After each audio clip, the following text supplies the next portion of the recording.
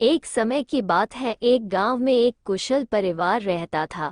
उस परिवार में सुधा जी नाम की एक वृद्ध महिला रहती थी।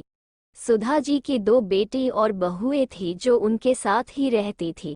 बड़े बेटे अशोक की पत्नी नम्रता संस्कारी और सर्वगुण स्वपन थी, वही छोटे बेटे की पत्नी मीना चालाक और बहुत तेज तेज तरार थी। एक बार की बात है, सुधा जी और नम्रता मिलकर बहुत सारे लड्डू बनाकर रसोई में रख देते हैं। सुधा जी, बहू मैं मिश्रा जी के वहाँ कुछ काम से जा रही हूँ, तुम लड्डू को थोड़ी देर बाद डब्बे में रख देना। ये बोलकर सुधा जी बाहर चली जाती है। नम्रता अपने बेटे के रोने की आवाज़ सुनकर उसे देखने चली जाती है। तभी मीना रसोई में आती है। शुद्ध देशी घी के लड्डू देख उसके मुंह में पानी आ जाता है और एक लड्डू खा लेती है। मीना, वाह, इतने स्वादिष्ट लड्डू मैंने कभी नहीं खाए।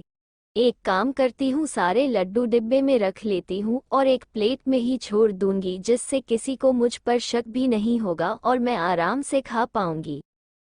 वो लड्डू की प्लेट उठाकर एक डिब्बे में भरकर चुपके से अपने कमरे में ले जाती है और प्लेट में एक लड्डू वही छोड़ देती है। अपने कमरे में जाकर मीना पेट भर लड्डू खाती है। पेट भर जाने पर वह लड्डू के डिब्बे को छुपा देती है। नम्रता अपने बेटे कार्तिक को सुला रही थी, तभी सुधा जी घर आ जाती है। सुधा जी, नम्रता, अरे ओ नम्रता। नम्रता सास की आवाज सुनकर भागी हुई आती है। जी माँ जी, बुलाया आपने?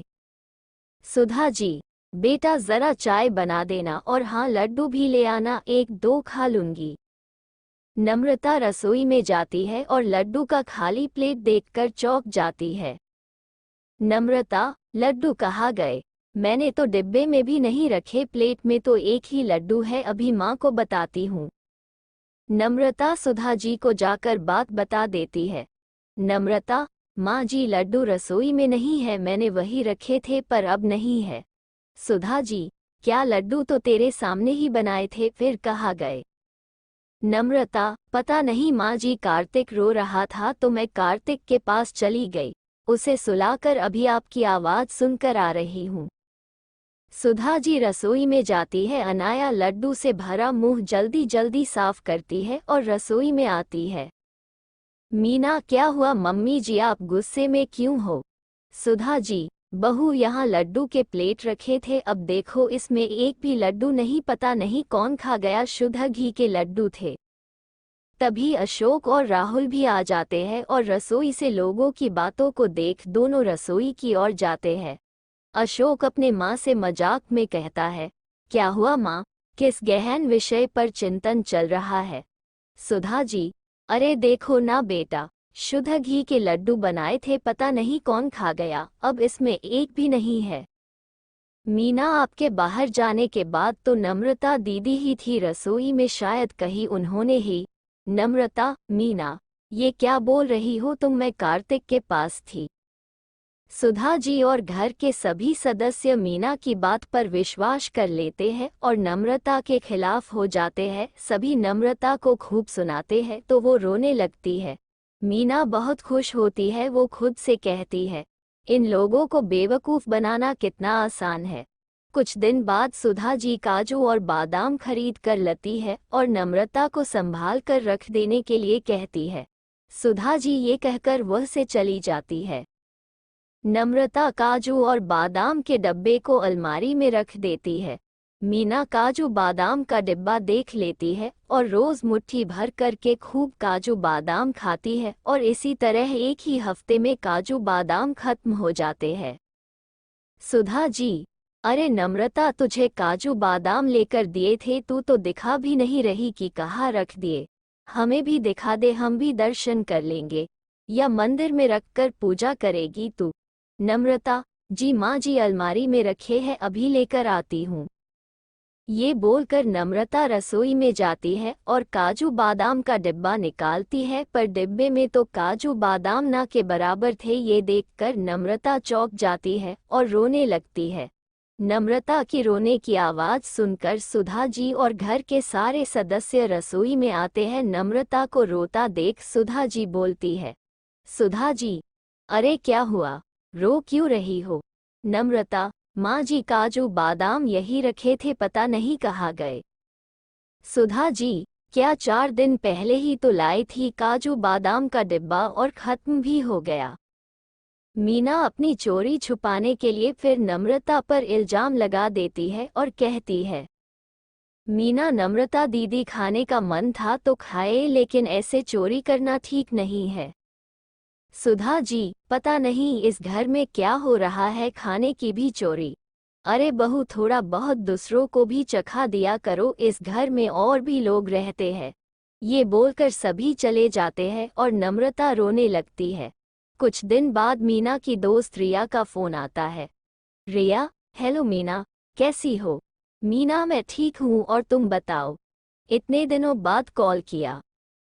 रिया, घर के काम में ना बिजी रहती हूँ। चलो ना हम दोनों कल मिलते हैं, शॉपिंग करेंगे, खाएंगे पिएंगे। मीना, अच्छा ठीक है, कल मिलते हैं। वैसे भी शादी को 2 महीने हो गए, कहीं घूमने भी नहीं गई मैं। राहुल को तो टाइम भी नहीं मिलता। रिया, ठीक है ना, तो कल मिलते हैं, तू तैयार रहना। मीना खुद से कहती है, मैंने रिया को हाँ तो बोल दिया, पर पैसे कहाँ से लाऊंगी? बाहर जाने का मतलब पैसों का खर्च होना। अब मीना पैसों की जुगाड़ में लगी है। वो सुधा जी के कमरे से गुजरती है, तभी अशोक सुधा जी को 10,000 रुपये रखने के लिए देता है।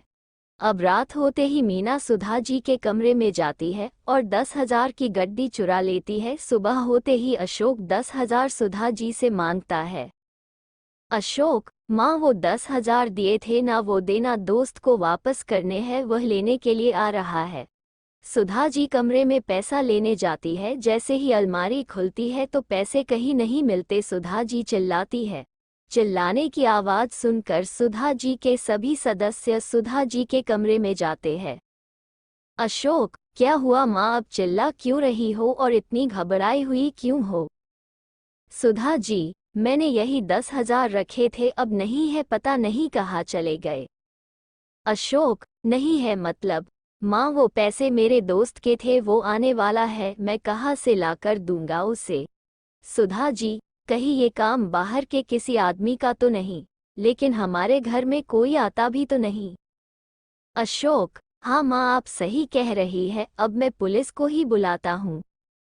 सुधा जी, हाँ यही ठीक रहेगा। हमारे घर में कुछ ना कुछ चोरी हो रहा है, अब ये पैसे भी चले गए। तो बुला ले बेटा पुलिस को।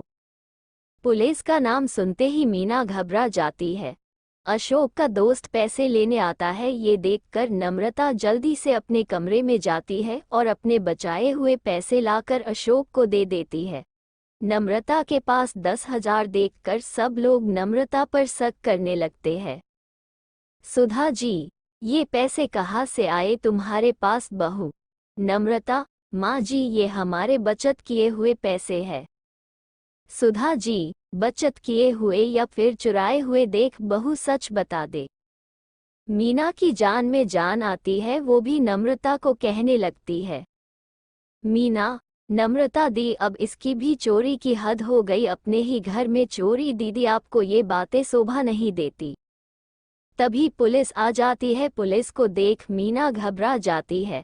पुलिस नम्रता से पूछताछ करती है और नम्रता बेगुनाह साबित होती है। फिर पुलिस जब घर में एक एक कमरे की तलाशी लेती है, मीना पूरी तरह से घबरा जाती है, क्योंकि अब पुलिस मीना की कमरे की तलाशी ले रही है। पुलिस को नोट की गड्डी अलमारी में कपड़े के नीचे रखे मिल जाती है, साथ में काजू बादाम का डिब्बा और 1-2 लड्डू भी। सब चौंक जाते हैं। मीना फुट फुट कर रोने लगती है। मीना, माफ़ कर दीजिए मुझे, मुझसे गलती हो गई, माफ़ कर दीजिए। सुधा जी, सब कुछ तुमने चुराया और मेरी बहू नम्रता को दोषी बनाया। मीना रोने लगती है और नम्रता से भी माफ़ी मांगती है। नम्रता, कोई बात नहीं मीना, तुम्हें इस घर में चोरी करने की कोई ज़रूरत नहीं है। तुम्हें कुछ भी चाहिए तो तुम हम सबसे कह सकती हो। तुम्हारी एक गलती ने तुम्हें कितनी बड़ी मुसीबत में डाल दिया था। मीना, मैं आप सब से माफ़ी मांगती हूँ, आगे से ऐसा कभी नहीं करूँगी। नम्रता मीना को गले लगा लेती है और सुधा जी नम्रता से माफ़ी मांगती है और नम्रता सबको माफ़ कर देती है और अब से सब खुशी खुशी जिंदगी जीते हैं।